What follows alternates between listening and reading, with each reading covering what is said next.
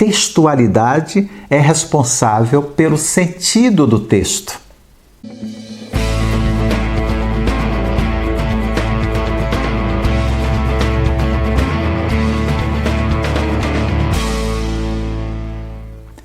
Eu já disse a vocês em diferentes ocasiões que um parágrafo não se faz com frases soltas.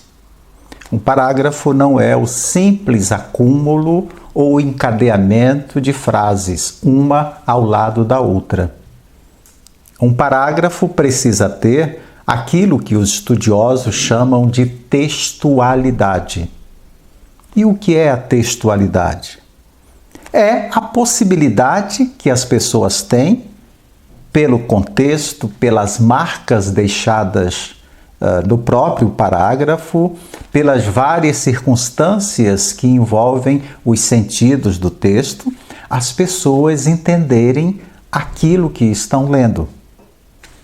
Há vários fatores que contribuem para a textualidade. Mas há 3 fatores que são, digamos assim, básicos, que são fundamentais. São eles: a unidade, a coesão e a coerência. É bom ressaltar nesta oportunidade que nós aqui estamos trabalhando esses 3 elementos separadamente.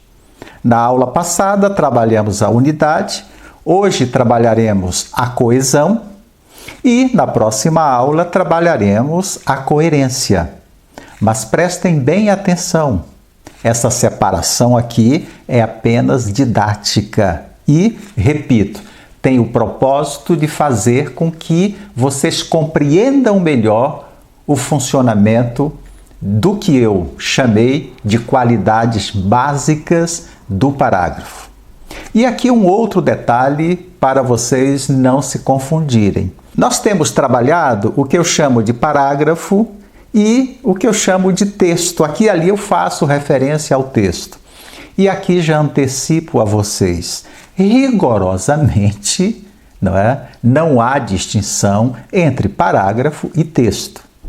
Isso também, essa escolha, decorre de um princípio didático pelo qual eu optei, também para facilitar a compreensão desses temas de que a gente está tratando aqui. Mais tarde, eu deixarei de me referir ao parágrafo e passarei a me referir apenas como texto. Mas, bom, voltemos então à questão da textualidade, de que eu falei há pouco, e as 3 qualidades básicas. A unidade, como a gente sabe, ela se configura a partir da frase resumo.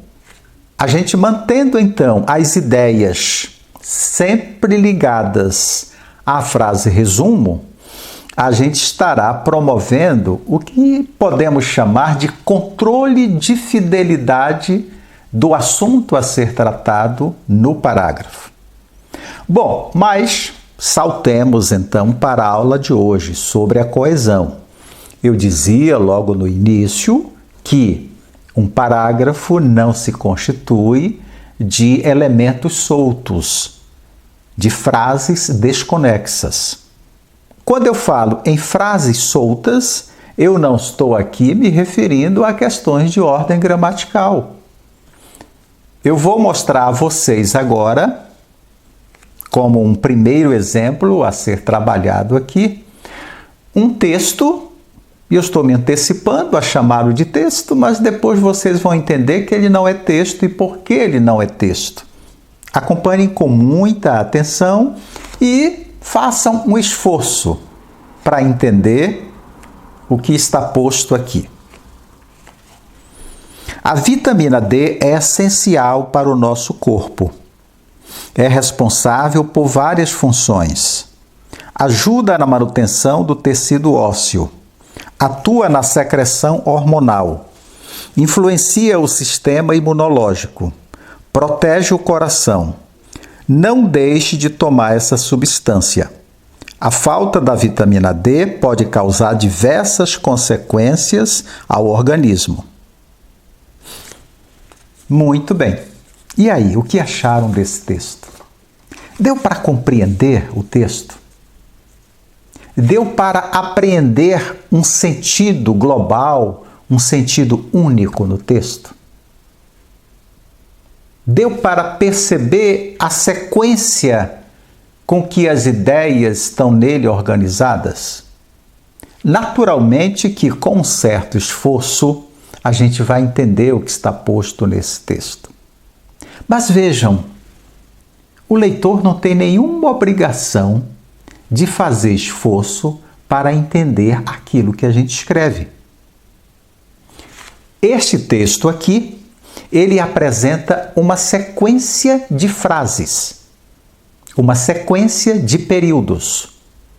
Mas observem que esses períodos, eles estão simplesmente postos um ao lado do outro, um na sequência do outro, sem nenhuma conexão entre as ideias. É isso que dificulta um pouco a compreensão. Conforme eu disse, com algum esforço, dá para a gente suprir as lacunas presentes nesse texto. Mas, repito, isso não é obrigação do leitor. Um texto tem que estar posto de tal modo que o leitor se depare com ele, leia e entenda. Ou seja, é para isso que servem os textos, para nos comunicarmos com nossos leitores. Há um outro detalhe aí, neste texto que nós acabamos de ler. Eu diria que não dá para identificar nele nenhum deslize de ordem gramatical. O que nos leva à seguinte conclusão: um texto, neste caso aqui entre aspas, um texto, entre aspas, ele pode não ter nenhuma falha, nenhum deslize de ordem gramatical. Mas ele pode representar um desafio de compreensão para o leitor. Eu vou projetar o texto novamente para que vocês façam mais uma leitura, certo? Acompanhe aí.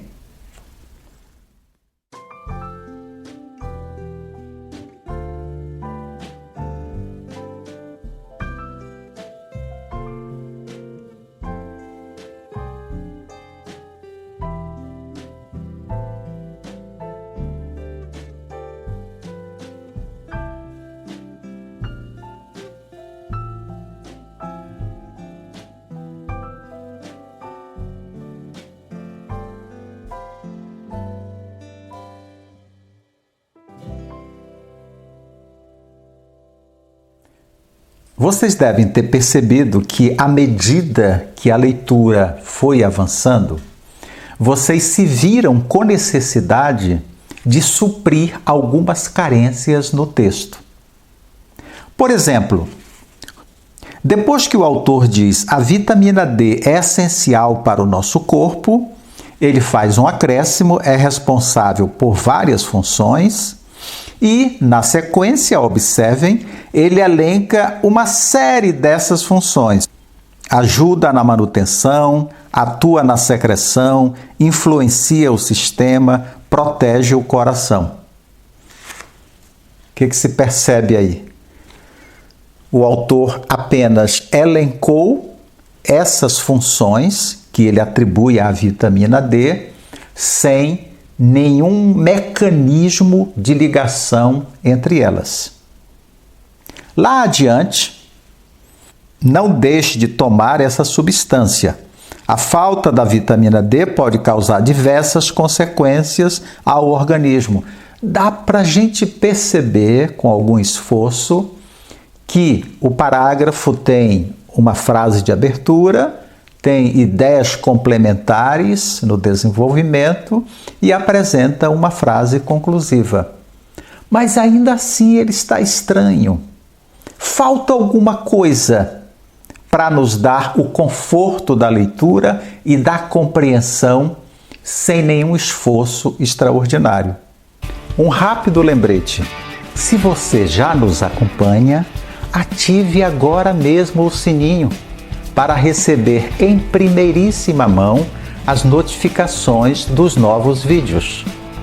Se só agora você descobriu o nosso curso gratuito Caminhos da Redação, não perca tempo. Inscreva-se em nosso canal, ative o sininho, deixe seu like e, mais do que isso, compartilhe o vídeo com os seus amigos, para que todos possam se beneficiar deste nosso projeto. Eu vou apresentar agora a vocês uma das tantas possíveis versões para este mesmo parágrafo. Acompanhe agora fazendo sempre a comparação com a leitura anterior. A vitamina D é essencial para o nosso corpo. Dentre várias funções, ela ajuda na manutenção do tecido ósseo, além de atuar na secreção hormonal. Isso sem contar com sua influência no sistema imunológico e na proteção ao coração. Não deixe, portanto, de tomar vitamina D, pois a sua falta pode causar diversas consequências ao organismo. Viram que há diferenças marcantes. E a mais marcante delas é a seguinte: o texto anterior, ele carece da presença de textualidade. E o que provoca essa carência de textualidade? A falta de coesão. A presença de mecanismos coesivos. Vocês devem estar lembrados de que lá atrás, e eu na medida do possível, eu evito usar termos técnicos. Lá atrás, eu chamei esses mecanismos de coesão de expressões de transição e palavras de referência. O que são as expressões de transição? Principalmente os pronomes, as conjunções, essas pecinhas gramaticais que a língua coloca à nossa disposição para ligar as ideias num texto. Então, eu chamava de expressões de transição e me referia também a palavras de referência. Em geral, num texto ou numa conversa, sempre que a gente se refere a algum elemento e quer retomar esse elemento lá na frente, às vezes a gente busca a redundância, às vezes a gente busca um sinônimo. O carro passou aqui com velocidade, etc, etc. E lá na frente eu digo o veículo. Quando eu digo o veículo, eu estou me referindo ao substantivo carro citado anteriormente. Ou seja, essa retomada é que a gente chama de palavra de referência. Acontece muito isso na nossa fala e nos nossos textos. Mas, enfim, esta segunda versão do texto, ela conta, portanto, com elementos coesivos que servem para dar nexo às ideias. As ideias deixam de estar soltas e passam a compor um corpo só. Expressão que eu usei várias vezes ao longo das aulas anteriores. Notem agora numa análise bem rápida. A vitamina D é essencial para o nosso corpo. Pronto, aí está a frase resumo.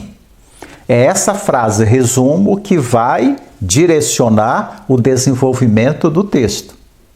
E ela será responsável pelo guia, pelo que a gente chama de guia para manter a unidade no texto. E é exatamente isso que acontece. Dentre as várias funções, ela ajuda na manutenção do tecido ósseo. Observem, ela. Ela está se referindo a quê? A vitamina D. Aqui está um mecanismo de coesão. Além de atuar na secreção hormonal, mais um elemento de coesão, além.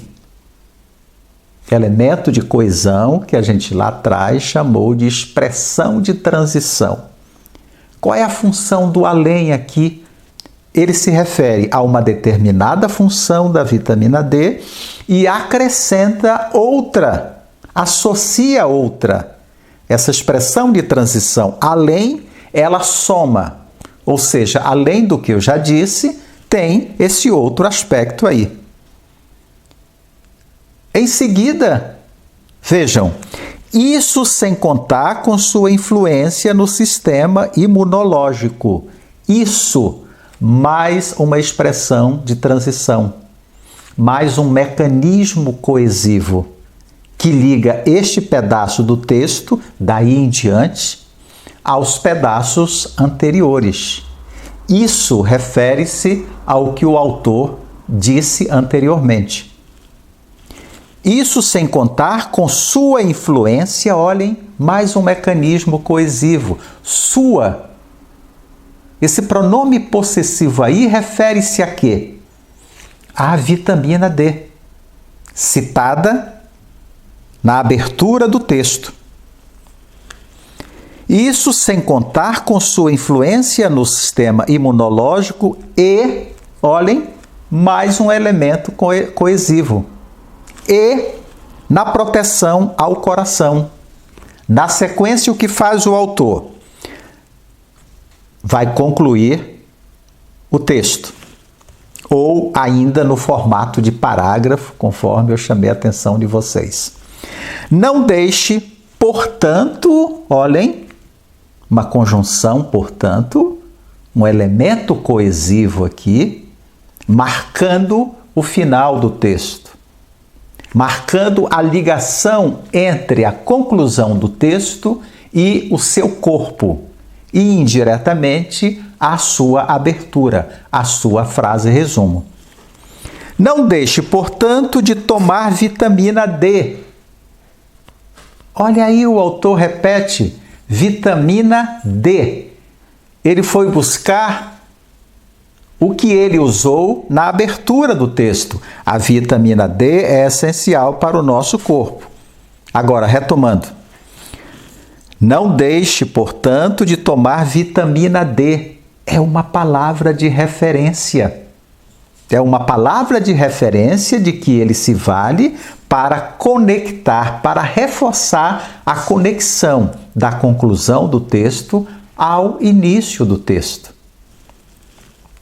Não deixe, portanto, de tomar vitamina D, pois a sua falta pode causar diversas consequências ao organismo. Mais uma expressão de transição, pois o autor resolveu apresentar uma justificativa a mais, uma explicação a mais para o que ele dissera anteriormente. Mas não satisfeito com o conector, pois ele usa uma outra expressão de transição. A sua falta refere-se a quê? Mais uma vez, refere-se à vitamina D, que é o tema principal deste parágrafo. O texto passa a ter aquilo que eu chamei no início de textualidade. A textualidade é responsável pelo sentido do texto. No primeiro momento, vocês devem estar lembrados, o texto ele não conta com textualidade. Por isso que a gente teve dificuldades para entender. No segundo momento, com a presença dos mecanismos de coesão, ou seja, as pecinhas gramaticais e as palavras que ligam as ideias no texto, ele passou a ter textualidade. E, naturalmente, nós não tivemos nenhuma dificuldade para compreendê-lo. Nós vamos ficar por aqui, mas voltaremos na próxima aula. Até lá! Então, gente, vamos juntos descobrir os caminhos da redação?